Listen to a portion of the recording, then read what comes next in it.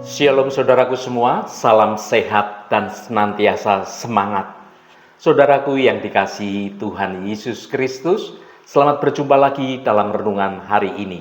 Saya berharap Anda semua dalam keadaan yang penuh sukacita dan senantiasa terus rindu untuk mencari akan hadirat Tuhan. Namun sebelum kita mendengarkan renungan ini, mari kita awali dengan berdoa terlebih dahulu. Bapa di surga, Engkau Allah Bapa kami yang penuh kasih dan penuh sayang. Kami bersekutu saat ini untuk merenungkan kebaikan-Mu yang tidak akan pernah terlupakan dalam hidup kami.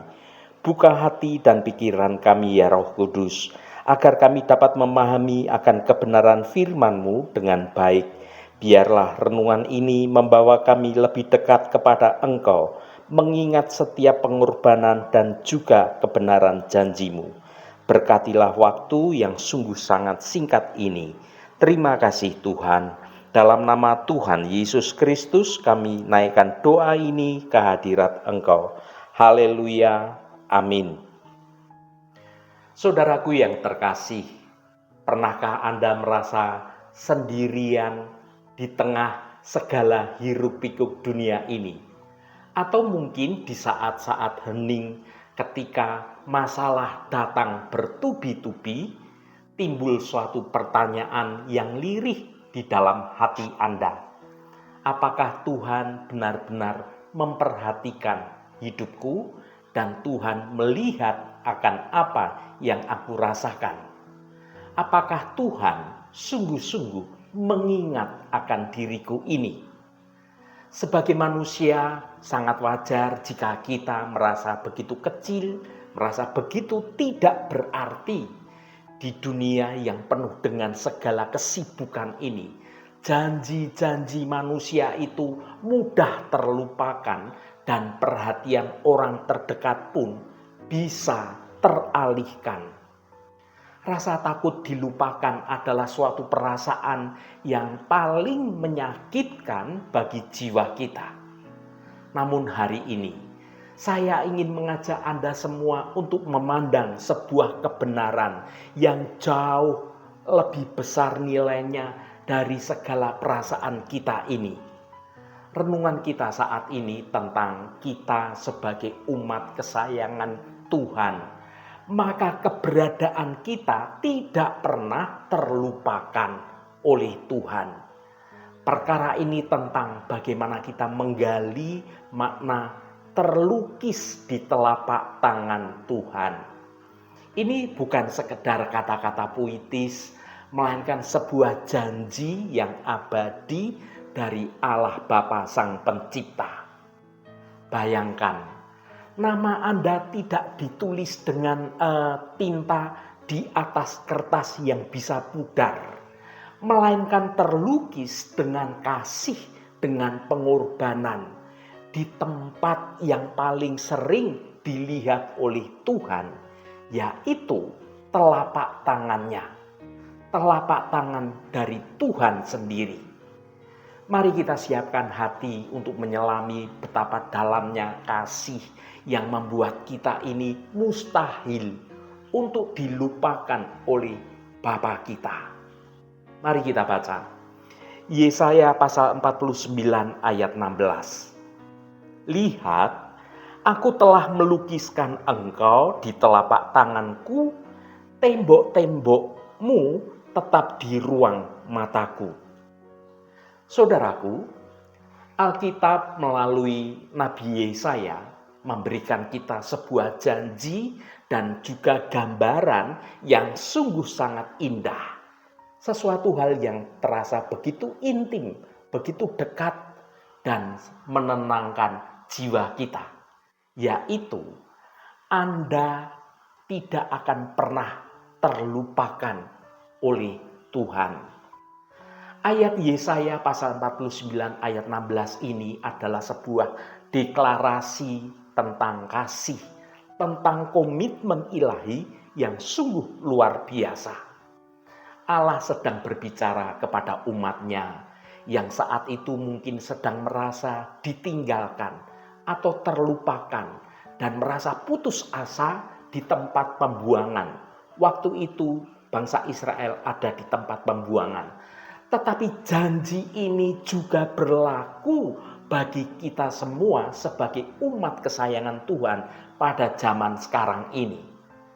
Mari kita gali dua bagian yang penting dari ayat ini untuk memahami suatu kedalaman akan maknanya. Yang pertama, frasa yang berkata, "Aku telah melukiskan engkau di telapak tanganku." Frasa ini adalah sebuah tanda kepemilikan dan juga keintiman. Bayangkan, telapak tangan Tuhan. Bagi seorang manusia, telapak tangan adalah suatu alat yang utama untuk dia bisa bekerja, untuk dia bisa memegang atau dia bisa melindungi. Telapak tangan adalah bagian tubuh yang sangat sering kita gunakan dalam segala aktivitas. Ketika Allah berkata, Dia telah melukiskan, atau dalam terjemahan lain ada yang dikatakan mengukir dan melukiskan kita di telapak tangan Tuhan itu jauh lebih dari sekedar sebuah hiasan belaka. Dalam budaya Timur Tengah kuno saat itu, mengukir nama di telapak tangan bisa menjadi suatu praktek yang dilakukan oleh seseorang yang sedang bepergian. Hal ini untuk mengingatkan mereka akan orang-orang yang mereka cintai, yang mereka tinggalkan di rumah. Orang-orang yang dikasih mereka tulis di dalam telapak tangannya untuk mengingat akan perjalanan saat dia pergi jauh dari rumah. Ini berbicara tentang orang-orang yang begitu dia cintai, atau dilakukan juga oleh seorang budak yang menandai dirinya akan nama dari tuannya. Namun dalam konteks Alkitab ini memiliki suatu makna yang jauh lebih dalam lagi. Yang pertama, keintiman yang tidak terpisahkan. Kita diukir di tempat yang tidak tersembunyi, tetapi di telapak tangan Tuhan, suatu tempat yang paling terbuka dan selalu ada di hadapan Tuhan. Setiap kali Allah melihat tangannya, Allah sedang melihat nama kita, melihat pribadi yang Dia kasihi. Ini menunjukkan bahwa Anda itu bukan hanya ada di dalam pikiran Tuhan, tetapi Anda adalah bagian yang sungguh tidak terpisahkan dari keberadaan Allah sendiri. Allah yang begitu aktif memperhatikan, mengasihi, dan memelihara kita semua sebagai umat-umatnya yang dikasihi. Yang kedua, suatu pengingat yang memiliki nilai dalam kekekalan. Lukisan atau ukiran di telapak tangan adalah tanda yang sungguh permanen. Tidak bisa dihapus seperti tulisan di papan tulis. Bagi Allah kita ini bukanlah prioritas yang bisa digantikan, tetapi suatu fakta yang pribadi, yang begitu dekat. Tidak ada satu detik pun di mana Tuhan itu bisa melupakan akan keberadaan kita. Ini adalah suatu jaminan bahwa kasih dan perhatian dari Tuhan itu memiliki nilai yang kekal dan sungguh tidak terbatas. Yang ketiga, identitas dan kepemilikan. Ini adalah suatu stempel pribadi, stempel kepemilikan. Anda adalah milik dari Allah sendiri. Dan Dia Tuhan dengan bangga menampilkan identitas Anda di tempat yang paling terhormat, yaitu telapak tangan Tuhan sendiri. Saudaraku, makna dari melukiskan ini bahkan bisa kita kaitkan dengan pengorbanan Kristus. Di telapak tangan Yesus itu ada bekas lubang paku. Bekas luka ini adalah suatu tanda yang paling nyata dan menyakitkan dari komitmen Kristus kepada kita.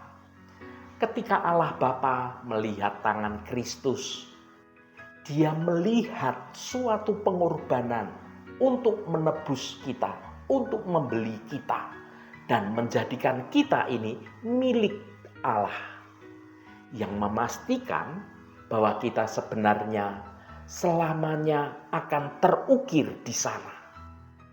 Yang kedua, frasa yang berkata, tembok-tembokmu tetap di ruang mataku. Frasa ini adalah sebuah jaminan dari suatu perlindungan dan juga suatu perhatian. Bagian kedua dari ayat ini bergeser dari hubungan pribadi dan intim yang berbicara tentang lukisan di telapak tangan ke situasi hidup kita, yaitu tembok-tembok. Tembok-tembok di sini ini merujuk pada tembok suatu kota, perlindungan kota yang melambangkan suatu keadaan, melambangkan suatu pertahanan dan juga kondisi kita yang mungkin rasanya sedang runtuh atau bahkan temboknya sedang hancur. Bagi bangsa Israel, kehancuran tembok Yerusalem adalah simbol kekalahan dan juga aib secara total.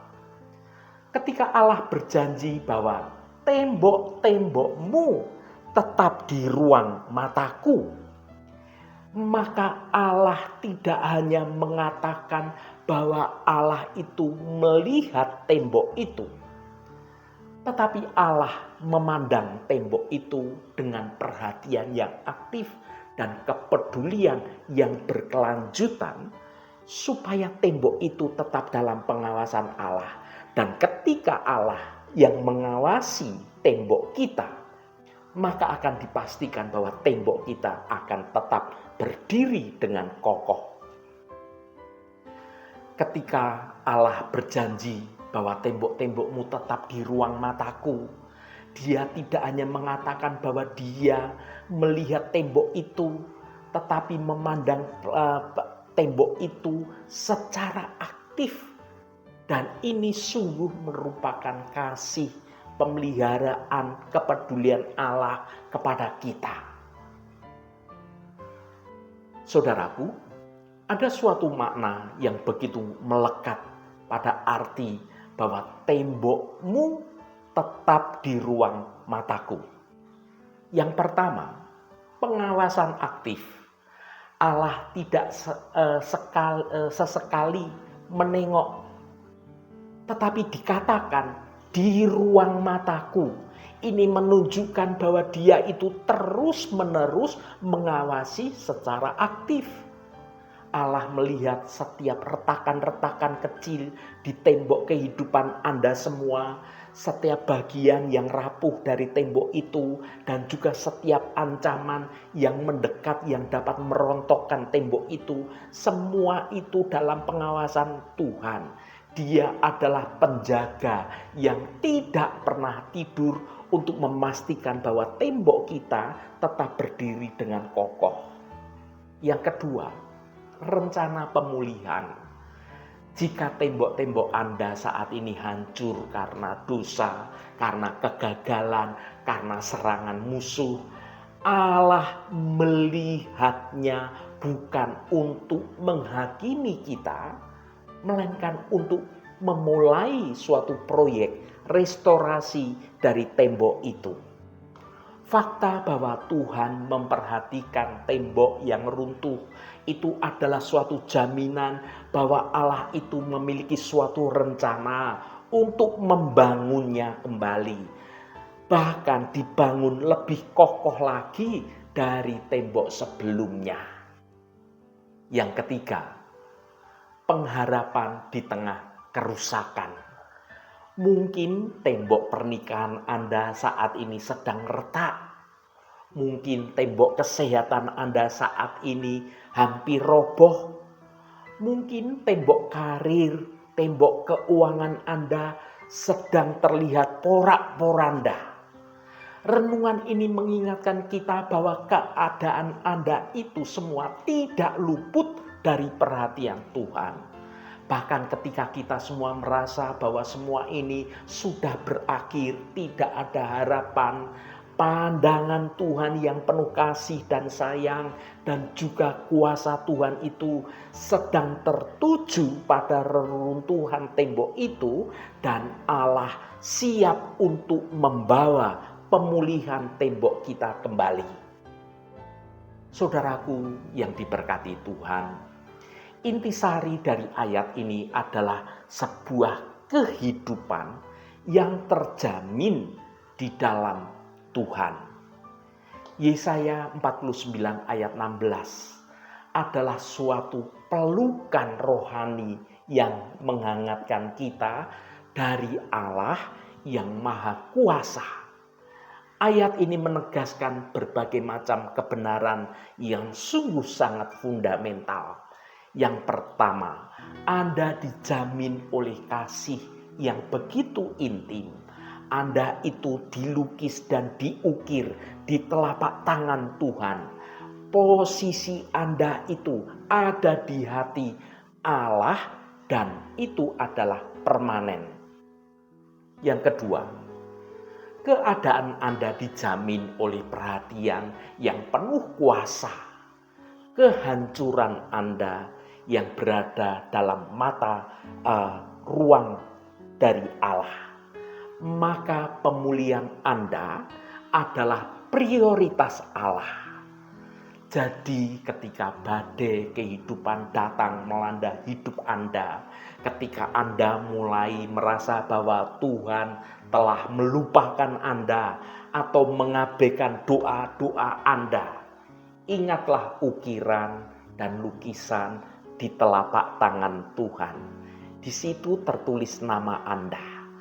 Tahanlah diri Anda pada janji ini dan bahwa Anda itu tidak akan pernah dilupakan atau terlupakan oleh Tuhan. Berjalanlah hari ini dengan penuh keyakinan karena Anda adalah sungguh karya seni yang abadi, yang dilukis, yang diukir di tempat yang paling berharga, yaitu telapak tangan Tuhan sendiri. Dan itu semua selalu di bawah pengawasan kasih dan juga anugerah dari Allah Bapa. Haleluya, Tuhan memberkati kita semua. Mari kita tutup renungan ini dengan berdoa. Tuhan Allah Bapa kami yang penuh kasih, kami bersyukur saat ini atas firman-Mu yang indah dalam renungan ini. Engkau berkata, "Lihat, Aku telah melukiskan engkau di telapak tanganku." Bapa, firman-Mu ini sungguh sebuah jaminan yang luar biasa.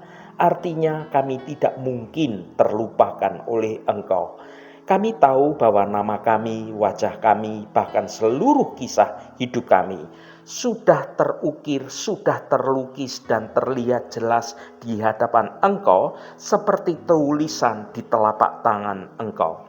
Tolonglah kami ya Bapa, agar kami selalu mengingat kebenaran ini saat kami merasa sendirian, saat kami merasa takut, atau ketika kami merasa ragu-ragu.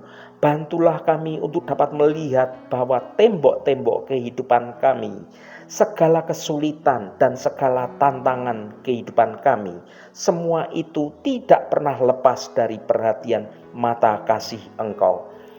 Kuasa Roh Kudus berikanlah kami kedamaian karena kami tahu bahwa kami sangat berharga dan kekal dalam ingatan Engkau. Biarkanlah kami menjalani hari esok dengan penuh keyakinan dan penuh kasih setia Engkau yang sungguh tidak terbatas. Terima kasih Bapa, Engkau sudah berkenan memberkati seluruh anak-anak-Mu yang terus setia mencari wajah-Mu Tuhan melalui renungan hari ini. Tuhan, saat ini kami berdoa untuk saudara-saudara kami yang sedang menderita sakit. Berkatilah setiap mereka yang sedang bergumul dengan sakit penyakit. Kami mohon Tuhan akan jamah dan Tuhan akan sembuhkan di dalam nama Tuhan Yesus Kristus. Mukjizat kesembuhan terjadi dan saudara-saudara kami akan menerima kesembuhan yang datangnya dari Engkau.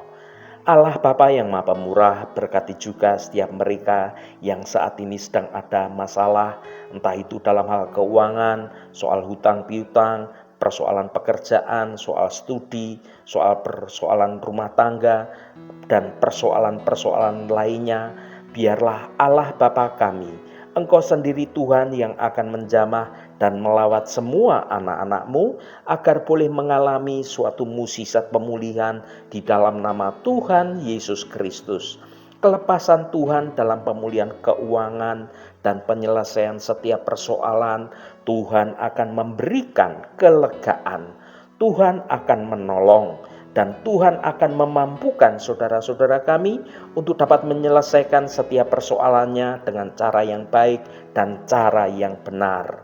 Terima kasih Tuhan, Engkau sungguh baik dan teramat baik. Berkati mereka yang hari ini berulang tahun Tuhan. Engkau tambahkan 1 tahun lagi. Terima kasih buat anugerah-Mu, umur panjang di tangan kanan dan kekayaan serta hormat di tangan kiri. Berkat Tuhan mengalir bagi setiap mereka yang hari ini berulang tahun. Terima kasih Tuhan. Segala hormat, pujian, dan ucapan syukur hanya bagi nama Engkau Allah yang kudus. Saudaraku, mari kita berdoa. Bapa kami. Bapa kami yang di surga, dikuduskanlah nama-Mu, datanglah kerajaan-Mu, jadilah kehendak-Mu di bumi seperti di surga. Berikanlah kami pada hari ini makanan kami yang secukupnya, dan ampunilah kami akan kesalahan kami, seperti kami juga mengampuni orang yang bersalah kepada kami. Dan janganlah membawa kami ke dalam pencobaan, tetapi lepaskanlah kami daripada yang jahat. Karena Engkaulah yang empunya kerajaan dan kuasa dan kemuliaan sampai selama-lamanya. Amin. Saudaraku, bukalah hatimu dan tengadahkan tanganmu. Terimalah berkat Tuhan. Tuhan memberkati engkau dan melindungi engkau. Tuhan menyinari engkau dengan wajah-Nya dan memberikan kasih karunia. Tuhan menghadapkan wajah-Nya kepadamu dan memberikan damai sejahtera. Berkat anugerah dari Bapa Surgawi, cinta kasih karunia dari Tuhan Yesus Kristus, dalam persekutuan dan penghiburan Roh Kudus, menyertai kita semua sekarang ini dan sampai selama-lamanya. Dalam berkat Tuhan Yesus Kristus, haleluya, amin. Puji Tuhan, saudaraku semua, saya percaya firman Tuhan hari ini sudah menjadi berkat yang akan menuntun hidup kita semua. Saudaraku, saya sangat senang sekali dan berterima kasih jika Anda berkenan memberikan komentar pada konten video ini dan bagikan renungan ini pada teman dan sahabat Anda agar mereka diberkati juga melalui renungan ini. Terima kasih saudaraku, sampai bertemu kembali. Shalom, Tuhan memberkati.